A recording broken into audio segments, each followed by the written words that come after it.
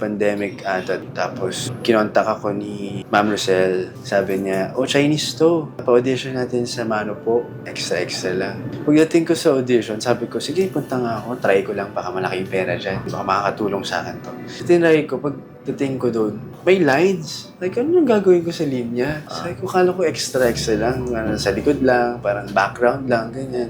Tapos kapatid ko pala si David, likaw ko dito sa show na to. Tapos nagto-true lines kami. Wala, binabasa ko lang yung linya kasi wala akong background sa acting. Tapos nung nasa taping na kami, naalala ko, sabi pa sa akin ni David na, ready ka na ba? Parang gumanon pa siya sa akin. Handa ka na ba? Nag-aaral ka na ba ng script? Tapos, inaral ko pero di ko alam kung paano yung tama. So ginawa ko, nanood na lang ako ng mga eksena. Bago yung eksena ko, pinanood ko sila. Andun ako sa set. So yun, ginaya ko na lang. Parang ginapang-gapang ko na lang. Imagine ko na lang yung mangyayari. Doon kami naging best friend. Sinabi niya sa akin na di niya rin natiis na nababash ako.